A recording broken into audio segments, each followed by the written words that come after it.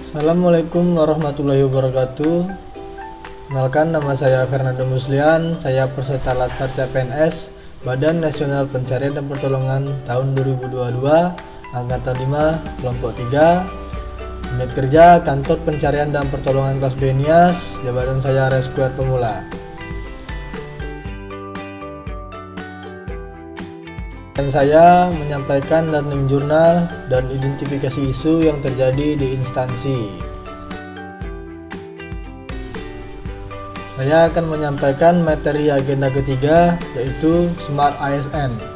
Smart ASN yaitu ASN yang memiliki kemampuan dan karakter meliputi integritas, profesional, hospitality, networking, entrepreneurship, berwawasan global, penguasaan IT, dan bahasa asing.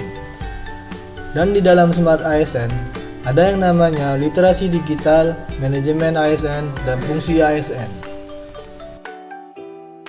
Literasi digital. Literasi digital dibagi menjadi 4.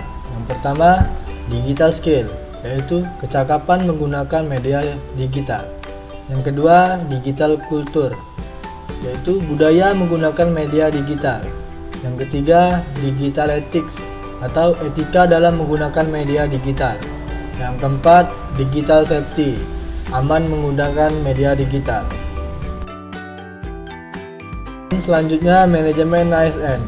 Manajemen ASN adalah pengelolaan ASN untuk menghasilkan pegawai ASN yang profesional, memiliki nilai dasar, etika profesi, bebas dari intervensi politik, bersih dari praktik korupsi, kolusi, dan nepotisme atau KKN.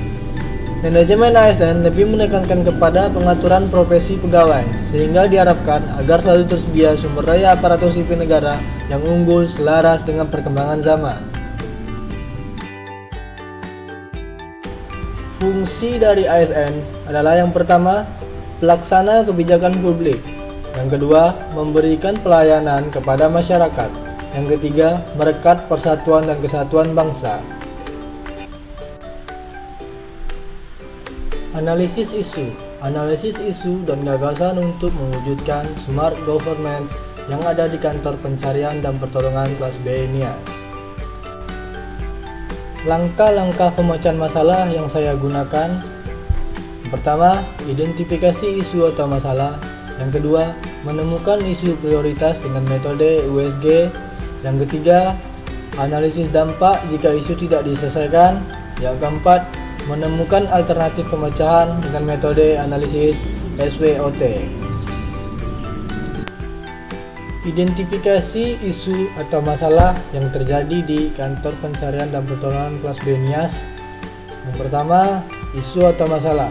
Kurangnya sosialisasi pegawai di media digital kepada masyarakat. Faktanya, informasi yang diberikan sering terlambat disuguhkan di media digital.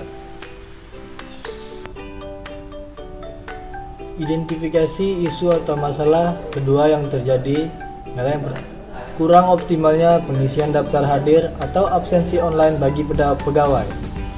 Faktanya, banyak pegawai yang dikena denda akibat dari tidak mengisi daftar hadir atau absensi online pagi atau sore.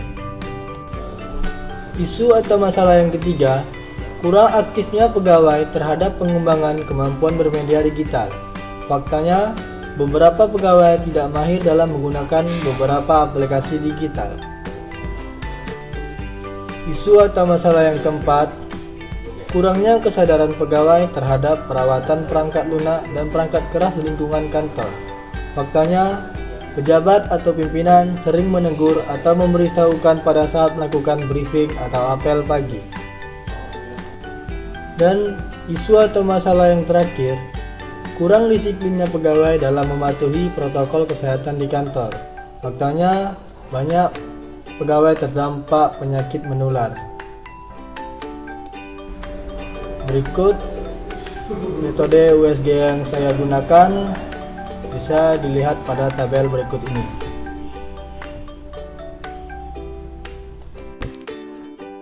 Analisis dampak jika isu tidak diselesaikan.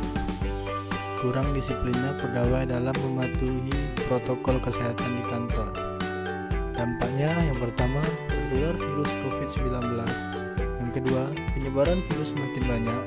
yang ketiga kematian, dan pihak yang terdampak. Pertama, pegawai yang ada di kantor. Kedua, warga di sekitar kantor. Yang ketiga, keluarga.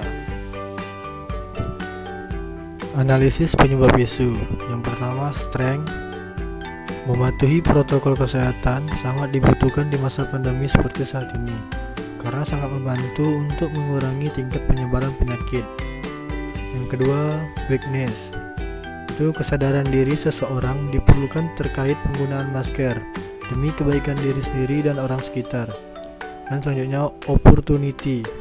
Dengan mematuhi protokol kesehatan seperti menggunakan masker, kita terhindar dari penularan penyakit, dan penggunaan masker sangat baik dilakukan di tempat keramaian.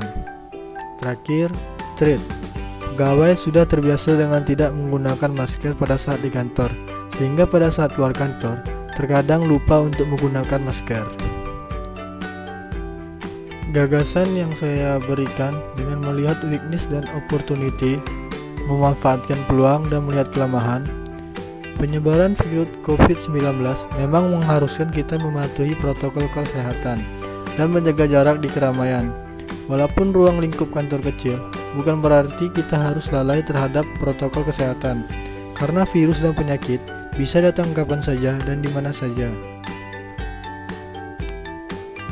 Mungkin itu saja yang dapat saya sampaikan. Terima kasih atas perhatiannya.